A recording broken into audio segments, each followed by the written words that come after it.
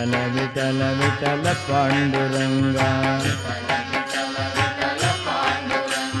विठल विठल विठल पांडुरंगा विठल विठल विठल पांडुरंगा विठल विठल विठल पांडुरंगा सव्यः श्रीपतिः एकएव सततं सन्त्यत्र षट्साक्षिणः प्रह्लादश्च विभीषणश्च गरिराट् पाञ्चाली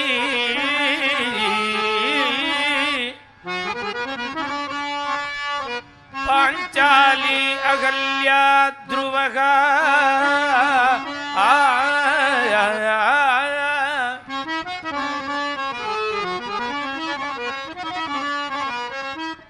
अवनि मंडल भार खंडना कृष्ण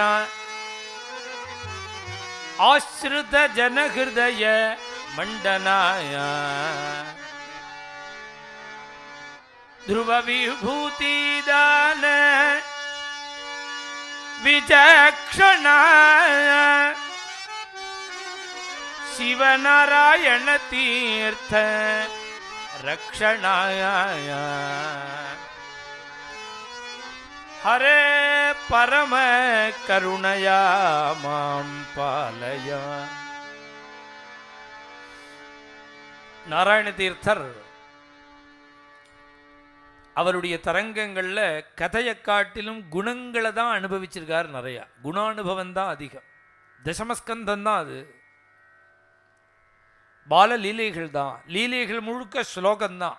லீலையை மாத்திரம் எத்தனை சொன்னார்னு பார்த்தா ரொம்ப கம்மி, குறைச்சலாக வர்ணிச்சார். அந்த லீலையை மனசில் வச்சுண்டு பகவானுடைய குணங்களை வர்ணிச்சதுன்னா 90% தரங்கத்தில். 10% தான் கதை. பாக்கி 90% குணங்கள் தான், பகவத் குணம். அவர் ஆரம்பத்திலேயே சொல்றார், அனந்த கல்யாண குணநிதிஹி.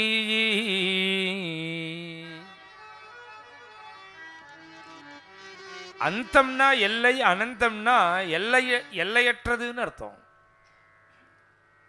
பகவானுடைய குணங்கள் எவ்வளவுன்னா அது எல்லையே கிடையாதுங்கிறார்.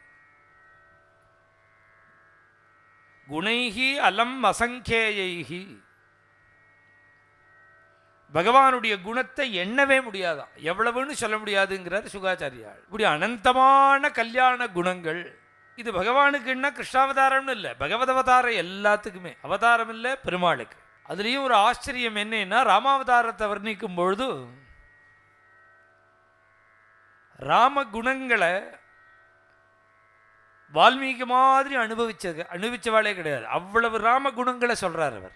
தன் அபிப்பிராயமாக சில இடங்களில் சொல்றார், பல இடங்களில் அந்தந்த பாத்திரங்களுடைய அபிப்பிராயமாக சொல்றார்.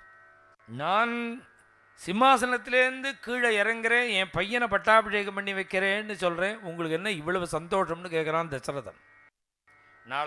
நாளையிலேருந்து ராமன் தான் ராஜா, நாளைக்கு இவனுக்கு பட்டாபிஷேகம் பண்ணி வைக்க போகிறேன் அப்படின்னு சொன்ன உடனே ஜனங்கள் கையை தட்டி விமானம் நடுங்கிறதான், அந்த மண்டபம் நடுங்கிறது கரகோஷம் பண்ணி. இப்படி கரகோஷம் பண்ணி மண்டபம் கிடுகிடுகிடுன்னு ஆட பார்த்தான் தசரதன். அசூய வந்து கொடுத்துனார் வால்மீகி. பிள்ளையா இருந்தாலும் வருமா? ஏன்னா அசூனா பிராணன். பிராணன் இருக்கிற வரையில் இந்த துர்குணம் இருக்குமா யாருக்கும். அதனால தான் அசூயன்னு பேர். ராமாவதாரத்தில் அத்ரி அனசூய ஆசிரமத்துக்கு சுவாமி வரும்பொழுது அந்த அனசூய உள்ள இருக்கா, அத்ரி வாசல்ல இருக்கார். அவர் சம்சாரம் அனசூய. ராமர்கிட்ட சொல்றார், ராமா இவளுக்கு அனசூயன்னு பேரு.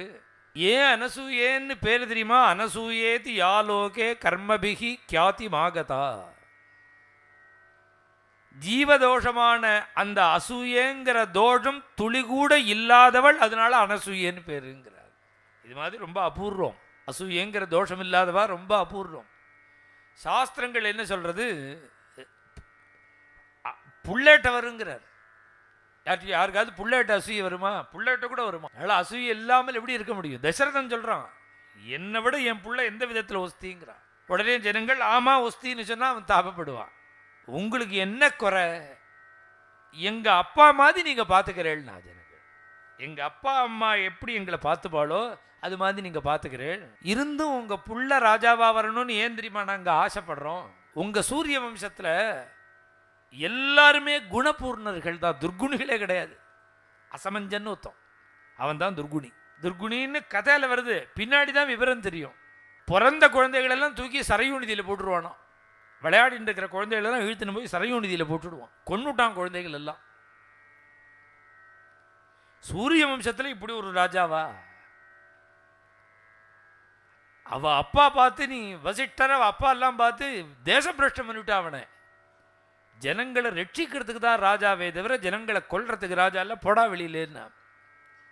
போயிட்டு வரேன்னு அப்பாட்ட நமஸ்காரம் பண்ணிவிட்டு சரையூ நதியில் ஒரு ஸ்நானம் பண்ணி எத்தனை குழந்தைகளை போட்டானோ அத்தனை குழந்தைகளையும் மீட்டு கரையில் விட்டுட்டு காட்டுக்கு தபஸுக்கு போயிட்டான்.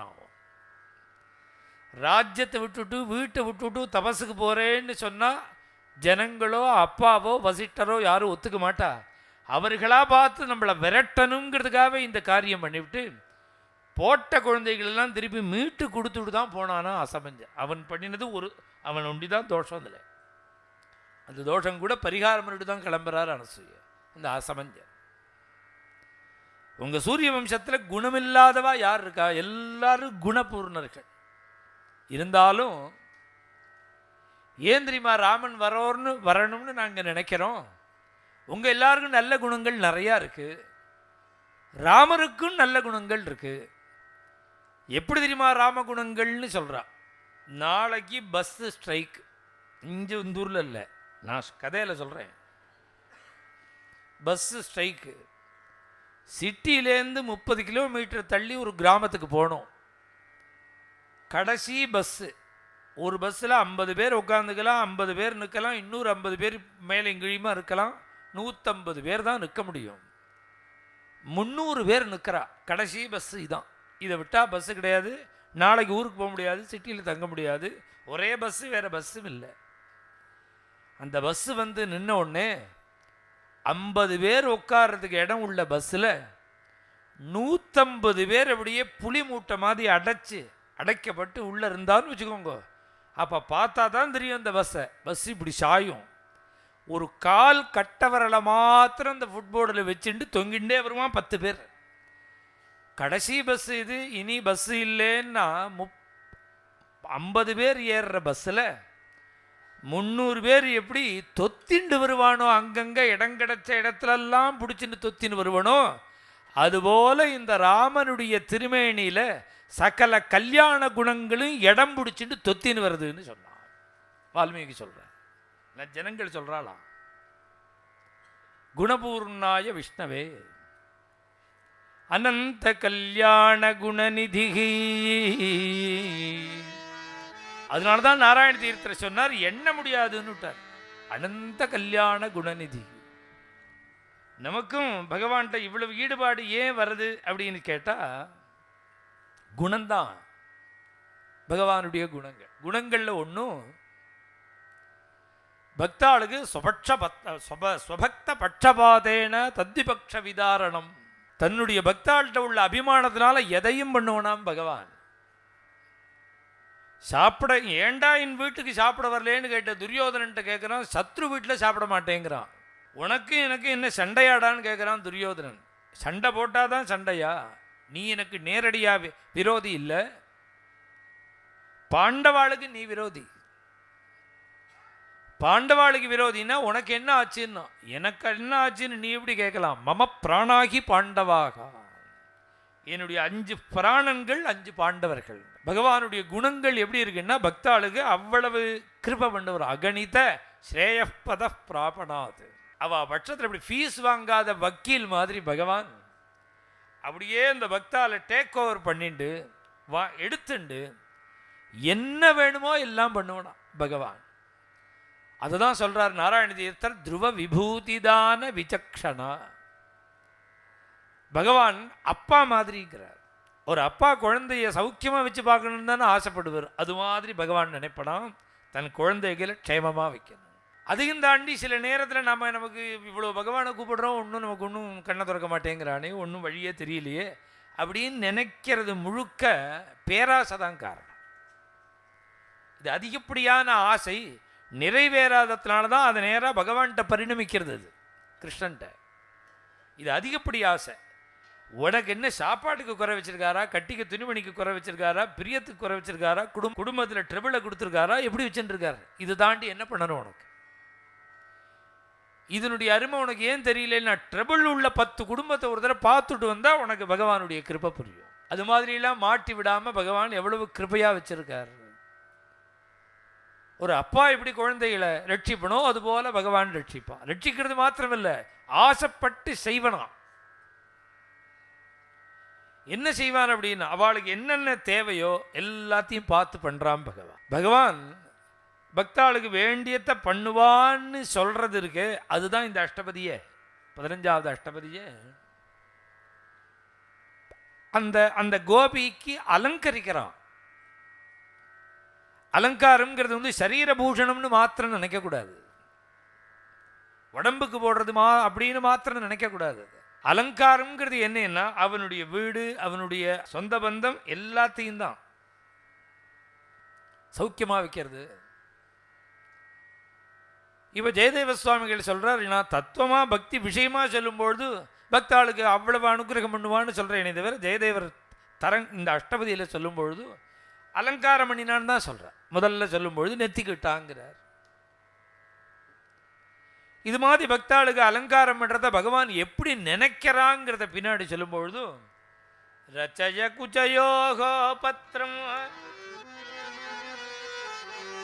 சித்ரம் குருஷ்வகபோலயோகோ கடய ஜகனே காஞ்சிம் அஞ்சஸ்ரஜம் கபரீபரே கலய வலய ஸ்ரேணிம் பாணௌ பதே குருநூபுரௌ இதி நிகதிதகா. 24வது அஷ்டபதி பின் ஸ்லோகம் முதல் ஸ்லோகத்தில் சொல்கிறார். இப்போ இந்த அஷ்டபதியில் 15ல் என்னென்ன அலங்காரம் பண்ணினார்னு சொல்கிறோம். இத்தனை அலங்காரம் பின்னாடி இது வந்து அனுமானம், கல்பனை. இது அனுமானத்தில் பண்ணுறது 15வது அஷ்டபதி, நேரடியாக பண்ணுறது 24வது அஷ்டபதி. இவ ராதை என்னெல்லாம் சொல்கிறாளோ சொல்கிறத முழுக்க பகவான் பண்ண போகிறான், பின்னாடி பண்ண போகிறான். என்ன பண்ணினான் ராதைக்குன்னா, ரச்சய குஜயோகோ பத்திரமோ.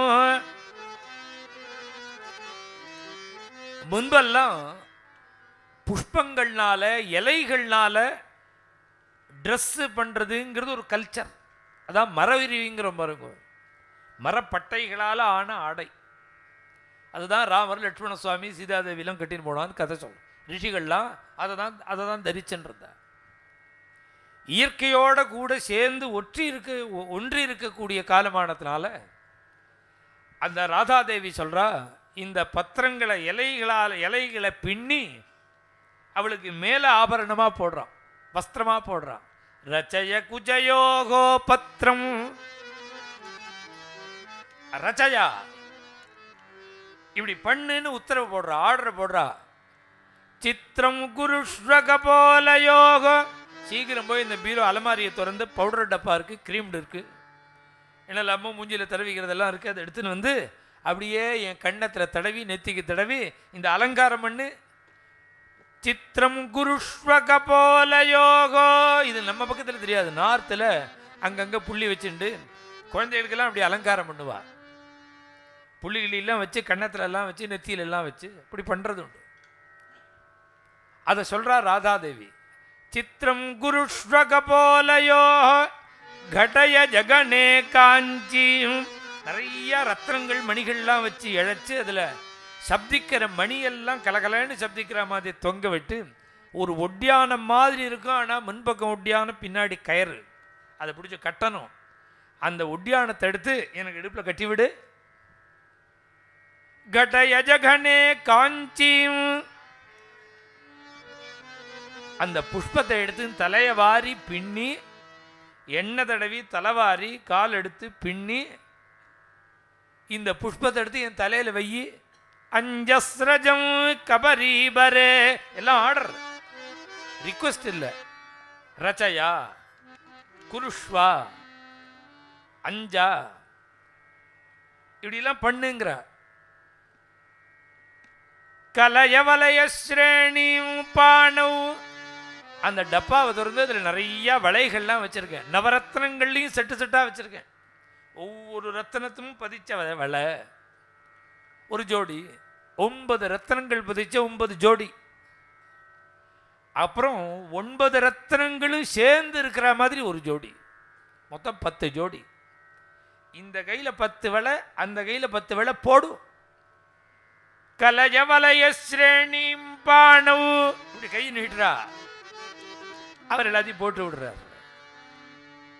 அது மாத்திரமில்ல, பதே குருணு புறவும், காலை நீட்டுறா, அந்த கொலுசை எடுத்து போடு காலில், அந்த தண்டையை கட்டு.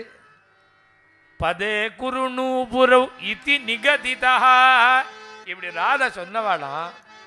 உடனே அவர் என்ன பண்ணார் தெரியுமா? கிருஷ்ணர் பிரீதா, அப்படியே பரமானந்த சாகரத்தில் முழுகிட்டாராம். பீதாம்பரோபி, பீதாம்பரதாரியான அந்த கிருஷ்ணன் ததா அகரோத்து, அவ என்னென்ன சொன்னாலோ அதை அப்படியே பண்றானா கிருஷ்ணன். இந்த ஸ்லோகம் என்னன்னா, பக்தாள் என்ன சொன்னாலோ செய்வாங்கிறது இல்லை, பக்தாளுக்கு இப்படி அழகு பார்க்கிறான். இப்படி எல்லாம் அழகு பார்த்ததுக்கு காரணம் என்ன தெரியுமோ? 24வது அஷ்டபதி பின்னாடி 15வது அஷ்டபதியில் நீ அப்படி அந்த அந்த கோபிக்கு அப்படி பண்ணினியோனோ, வளை போட்டியோனோ, ஒட்டியானம் கட்டி விட்டியோனோ, நெத்தி கிட்டியோனோ, அப்புறம் கண்ணத்தில் அலங்காரம் பண்ணினியோனோ, இப்படி காலில் கொலுசு போட்டு விட்டியோனோ, காலில் அந்த சாயம் பூசினியோனோ, இப்படிலாம் நினச்ச உருகினத்தினால பார்த்தான் கிருஷ்ணன். இப்படிலாம் இவளுக்கு ஆசை இருக்கு போல இருக்கு. அதான் தனக்கு வேணும்னு சொல்லாமல் இன்னொருத்தரை காமிச்சு சொல்கிறா இவன். உடனே எல்லா அலங்காரத்தையும் பின்னாடி பண்ணுறான். இந்த 15வது அஷ்டபதியில் சொன்ன விஷயம் 24வது அஷ்டபதியில் ராதைக்கு எல்லாம் பண்ண போகிறார். அந்த முன்னாடி ராதாதேவி இந்த 15வது அஷ்டபதியிலேயே அதை சொல்கிறா. கனச்சய ருச்சிரே ரஜயதி பூரே தரளித தருண அலனே அயே சகி புரவக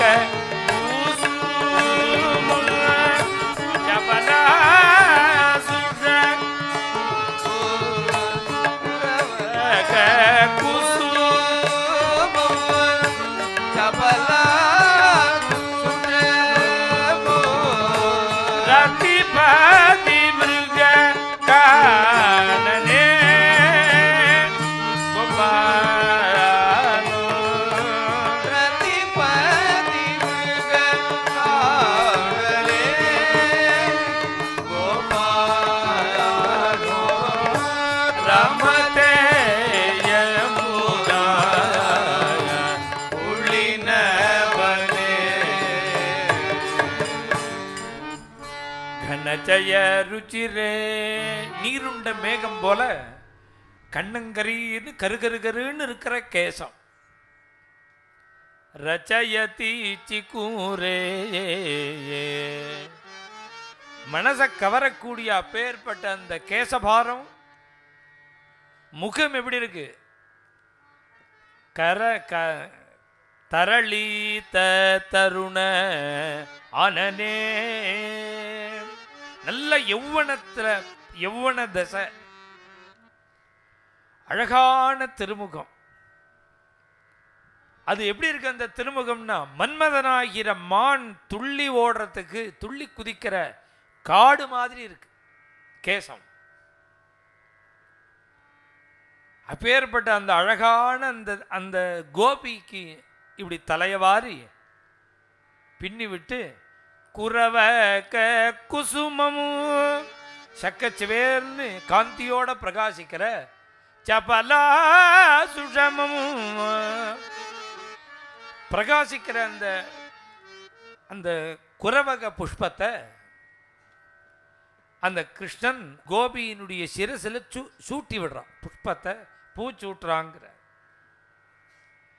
இந்த முகத்தை வர்ணிக்கிறது, கேசத்தை வர்ணிக்கிறது, இதெல்லாம் அஷ்டபதியில் நிறைய இடத்துல இருக்கு.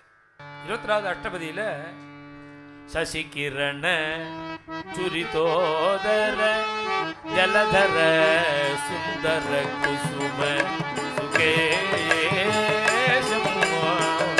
திமிரோதித விதுமண்டல நிர்மல மதயஜ திலக நிவேசம். இதே வர்ணனை தான் அங்கேயும், இதே வர்ணனை தான் அது. அப்படியே நீருண்ட மேகம் போன்ற கேசம், அழகான முகம். இதான் இந்த அஷ்டபதி. இந்த சரணத்தில் கல்யாண அஷ்டபதியில் ராதா கிருஷ்ணனை பார்த்தா, எப்பேற்பட்ட கிருஷ்ணனை பார்த்தா, சசிகிரண சுரிதோதர ஜலதர. அந்த ஜலதரம்னா மேகம், அந்த மேகம் போல இருக்கக்கூடிய கேசம், நீருண்ட மேகம் போல இருக்கிற கேசம். இங்கேயும் கனச்சய ருச்சிரே, கணம்னா மேகம். ராதையோட இந்த கோபியோட கேசமும் மேகம் மாதிரி இருந்தது, ராதையோட இந்த கிருஷ்ணனுடைய கேசமும் மேகம் மாதிரி இருக்கு. அது எப்பேற்பட்ட கேசம்னார், சுந்தர குசும சுகேசம் அதி சுந்தர, ரொம்ப அழகா இருக்கிற கேசம். கருகருன்னு கேசம் இருக்கு. நெத்தியில இப்படி திலகம் விட்டிருக்கார். அந்த திலகம், அந்த திலகம் இந்த இது முகம் முகத்துல திலகம், பின்ன சந்தன திலகம், கேசமோ கருகருன்னு இருக்கு. இது எது போல இருக்கு அப்படின்னா, இருட்டில் அப்படியே சந்திரோதயம் ஏற்பட்டால் எப்படி இருக்குமோ அதுபோல், இருட்டை தாண்டி சந்திரன் வெளியில் வந்தால் எப்படி இருக்குமோ அதுபோல், இங்கே இருட்டு முன்னாடி அந்த சந்தன திலகம் சந்திரன் மாதிரி பிரகாசிக்கிறது. சசிகிரண சுரிதோத திமிரோதித விதுமண்டல நிர்மல. இருட்டிலேந்து இருட்டை போக்கிண்டு சந்திரன் வெளியில் வரும்பொழுது எப்படி இருட்டுக்கு நடுப்புல சந்திரன் மாத்திரம் அழகா தெரியுமோ அதுபோல சுத்தி இருட்டு. அந்த மலயஜத்திலக நிவேசம். இப்ப இதே வர்ணனையை கிருஷ்ணனுக்கும் வர்ணிச்சு, அப்பேற்பட்ட கிருஷ்ணனை ராதை பார்த்தாள்னு சொல்றார். இப்படி தலையவாரி பின்னி விட்டு பூ வைக்கிறான். இப்படி ஒரு சரணம் இப்படி பண்றானே இந்த கிருஷ்ணன், அவ எப்பேற்பட்ட பாக்கியசாலியா இருக்கணும். घटयति सुगणे कुचयुग गगने घटयति कुचयुग गगने मृगमदरुचि रुचिते अये सखी मणिसरम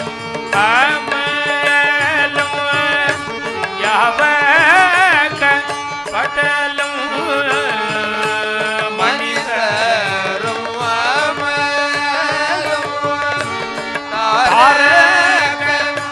பட்டலும் நகபத சசி பூஷிதே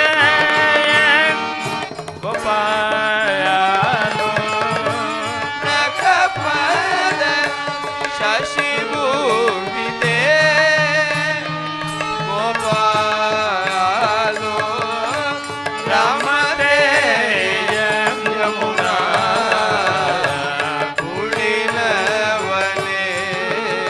ராதையோட அந்த திருமேனியில கஸ்தூரி முதலிய சுகந்தங்கள் எல்லாம் எடுத்து தன் கையாலேயே அலங்காரம் பண்றா. விட்டல விட்டல விட்டல பாண்டுரங்கா, விட்டல விட்டல விட்டல பாண்டுரங்கா.